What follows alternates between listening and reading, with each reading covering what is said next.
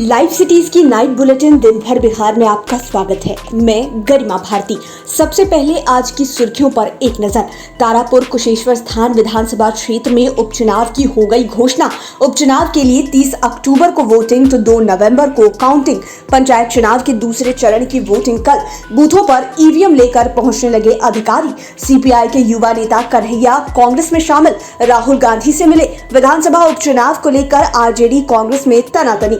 JDU ने UP चुनाव को लेकर केंद्रीय मंत्री आरसीपी सिंह को दी बड़ी जिम्मेवारी। यूपी चुनाव में हेलीकॉप्टर से घूमेंगे बिहार के मंत्री मुकेश सहनी। नेता प्रतिपक्ष तेजस्वी यादव ने विशेष राज्य के दर्जे को लेकर नीतीश कुमार पर कसा तंज। जेडीयू ने गठित की नई राष्ट्रीय कार्यकारिणी। हर्षवर्धन सिंह को जेडीयू महासचिव के साथ गोवा और दिल्ली मुख्यालय का भी मिला प्रभार। और पटना में मॉर्निंग वॉक के दौरान कार ने 7 लोगों को कुचला। अब खबरें विस्तार से।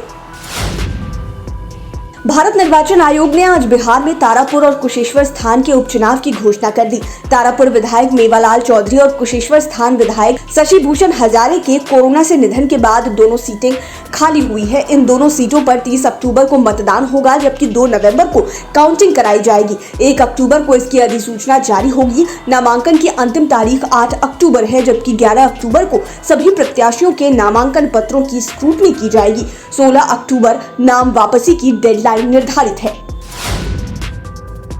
पंचायत चुनाव के दूसरे चरण का मतदान कल बुधवार को है। वोटिंग सुबह 7 बजे से शाम के 5 बजे तक चलेगी। नक्सल प्रभावित क्षेत्रों में वोटिंग शाम 4 बजे तक चलेगी। दूसरे चरण में 34 जिलों के 48 प्रखंडों में चुनाव कराया जाना है। इसमें पटना का पालीगंज प्रखंड भी शामिल है। दूसरे चरण में 699 मुखिया, 109 जिला परिषद समेत 21,131 पंचायत प्रतिनिधि चुने जाएंगे। 21,131 पदों के विरुद्ध 71,476 प्रत्याशी मैदान में हैं। इनमें 34,177 पुरुष तथा 37,290 महिला प्रत्याशी है। दूसरे चरण की काउंटिंग 1 अक्टूबर को होगी। दूसरे चरण में 692 पंचायतों में होने वाले चुनाव के लिए 9,686 मतदान केंद्र बनाए गए हैं। इसमें 53,02,076 वोटर अपने मताधिकार का प्रयोग करेंगे। सीपीआई के युवा नेता कन्हैया कुमार ने आखिर आज कांग्रेस से हाथ मिला लिया। उन्होंने दिल्ली में कांग्रेस की सदस्यता ग्रहण की। इसके पहले कन्हैया ने शहीद आजम भगत सिंह की प्रतिमा पर माल्यार्पण किया। इसके बाद वे कांग्रेस के पूर्व राष्ट्रीय अध्यक्ष राहुल गांधी से मिले। कांग्रेस में शामिल होने के बाद कन्हैया कुमार ने पत्रकारों से बात करते हुए प्रधानमंत्री नरेंद्र मोदी से लेकर बीजेपी और आरएसएस पर तंज कसा। साथ ही विपक्ष के मजबूतीकरण पर भी जोर दिया।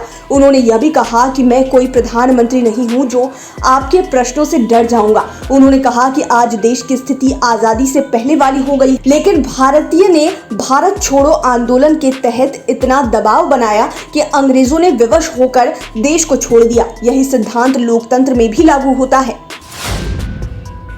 जेडीयू ने उत्तर प्रदेश विधानसभा चुनाव को लेकर केंद्रीय मंत्री आरसीपी सिंह को बड़ी जिम्मेदारी दी है। यूपी में जेडीयू एनडीए गठबंधन के तहत चुनाव लड़े। इसके लिए पार्टी ने आरसीपी सिंह को बीजेपी से बात करने के लिए अधिकृत किया है। दरअसल यूपी में अगले साल विधानसभा का चुनाव होना है। पार्टी ने निर्णय लिया है कि इस बार यूपी में जेडीयू भी पूरे दमखम के साथ चुनाव लड़ेगा। संसदीय बोर्ड के अध्यक्ष उपेंद्र कुशवाहा अपने बिहार यात्रा के दौरान बार बार कह रहे हैं कि हम लोगों की इच्छा है कि उत्तर प्रदेश में जेडीयू एनडीए गठबंधन में रहते हुए चुनाव लड़े, लेकिन यदि बात नहीं बनी तो जेडीयू हर हाल में यूपी में चुनाव लड़ेगा। पार्टी सूत्रों के अनुसार जेडीयू ने इसकी तैयारी भी शुरू कर दी है। इसी तैयारी के बीच पार्टी ने केंद्रीय मंत्री आरसीपी सिंह को बीजेपी के आला कमान से बात करने की जिम्मेदारी दी है।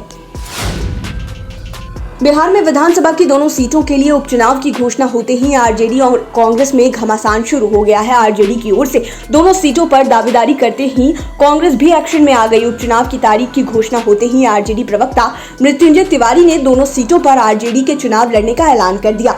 इतना ही नहीं, उन्होंने दोनों सीटों पर आरजेडी की जीत का दावा भी ठोका। इस पर कांग्रेस ने कड़ा एतराज जताया। कांग्रेस के प्रवक्ता और एमएलसी प्रेमचंद्र मिश्रा ने कहा कि कुशेश्वर स्थान की सीट पर पिछले चुनाव में कांग्रेस ने अपना प्रत्याशी उतारा था। ऐसे में इस बार भी कुशेश्वर स्थान पर कांग्रेस की ही दावेदारी बनती है। आरजेडी तारापुर की ओर देखे। ऐसे में अब देखना दिलचस्प होगा कि इस मामले पर वरीय नेताओं का क्या रुख होता है। बिहार को विशेष राज्य का दर्जा अब तक नहीं मिला है। इस पर जेडीयू की ओर से कहा गया कि अब केंद्र सरकार से पार्टी स्पेशल स्टेटस की मांग नहीं करेगी, हम लोग थक गए हैं। इस पर नेता प्रतिपक्ष तेजस्वी यादव ने कड़ा तंज कसा है। उन्होंने कहा कि 2004 में अगर हमारा गठबंधन बिहार की 40 में से 39 सीटें जीतता है तो जो भी प्रधानमंत्री होंगे स्वयं पटना आकर बिहार को विशेष राज्य का दर्जा देने की घोषणा करेंगे, क्योंकि हम नीति, सिद्धांत, सरोकार, विचार और वादे पर अडिग रहते हैं। हमारी रीढ़ की हड्डी सीधी है, हम जो कहते हैं वो करते हैं। उन्होंने यह भी कहा कि नीतीश कुमार थक चुके हैं। अब तो उनकी पार्टी स्वयं मान रही है कि मुख्यमंत्री के साथ साथ पार्टी भी थक चुकी है। यूपी चुनाव में इस बार मुकेश सहनी की पार्टी वीआईपी ने भी दमखम के साथ लड़ने का मन बना लिया है। वे जल्द ही इसे लेकर हेलीकॉप्टर से दौरा करेंगे। वीआईपी के राष्ट्रीय प्रवक्ता देव ज्योति ने बताया कि पार्टी के राष्ट्रीय अध्यक्ष मुकेश सहनी उत्तर प्रदेश के विभिन्न जनपदों में चुनावी जनसभाओं को संबोधित करने को लेकर हेलीकॉप्टर से दौरा करेंगे। वे उत्तर प्रदेश में निषाद समाज को जागरूक करेंगे। यूपी चुनाव में वीआईपी 165 सीटों पर अपना उम्मीदवार उतारेगी। उन्होंने बताया कि मंत्री मुकेश सहनी 9 अक्टूबर से 31 अक्टूबर तक वीआईपी पार्टी की ओर से चुनावी सभा करेंगे। जेडीयू के राष्ट्रीय अध्यक्ष ललन सिंह ने आज नई राष्ट्रीय कार्यकारिणी टीम गठित कर दी। उन्होंने आधिकारिक तौर पर उपेंद्र कुशवाहा को संसदीय बोर्ड का चेयरमैन बनाने की घोषणा कर दी। एक बार फिर से केसी त्यागी को पार्टी का राष्ट्रीय प्रधान महासचिव बनाया गया है। नई कमेटी में अध्यक्ष समेत कुल 18 नेता शामिल हैं। वहीं जेडीयू नेता हर्षवर्धन सिंह को पहली बार पार्टी का राष्ट्रीय महासचिव बनाया गया है। उनके साथ ही मोहम्मद अली अशरफ फातमी को भी राष्ट्रीय महासचिव बनाया गया है। हर्षवर्धन सिंह को अलग से गोवा का भी प्रभारी बनाया गया है। इसके अलावा उन्हें मीडिया और दिल्ली मुख्यालय के प्रभारी की भी जिम्मेवारी मिल गई है। जेडीयू कोटे से रोजीना नाजीश निर्विरोध निर्वाचित हो गई हैं। उन्हें कल ही जीत का सर्टिफिकेट भी मिल गया था।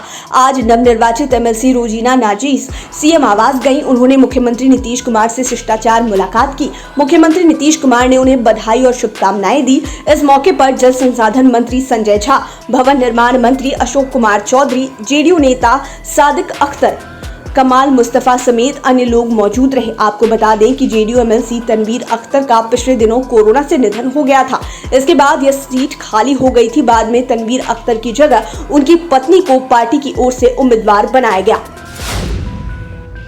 पटना में आज सुबह एक कार ने मॉर्निंग वॉक पर निकले 7 लोगों को कुचल दिया। इसमें से 2 लोगों की मौके पर ही मौत हो गई, जबकि 5 लोगों की हालत गंभीर बनी हुई है। घायलों को निजी अस्पताल में भर्ती करवाया गया। घटना से गुस्साए लोगों ने 2 कार सवारों की पिटाई कर दी। इसके बाद दोनों को मंदिर में बंद कर दिया गया। घटना की सूचना के बाद पुलिस मौके पर पहुंच गई। पुलिस ने कार सवारों को छुड़ाने का प्रयास किया तो लोगों ने पुलिस टीम पर हमला कर दिया। इसमें 2 सिपाही घायल हो गए। लोग इतने गुस्से में थे कि उन्होंने पुलिस वाहन पर पथराव भी किया। बाद में पुलिस के वरीय पदाधिकारियों ने लोगों को समझा बुझाकर शांत करवाया। कार सवार दोनों लोगों को पुलिस ने हिरासत में ले लिया है। लाइव सिटीज की नाइट बुलेटिन में फिलहाल इतना ही। खबरों की दुनिया में बने रहने के लिए हमारे चैनल को सब्सक्राइब करें। ये वीडियो फेसबुक पर देख रहे हैं तो पेज को लाइक करें। साथ ही साथ आप हमें ट्विटर पर भी फॉलो कर सकते हैं। धन्यवाद।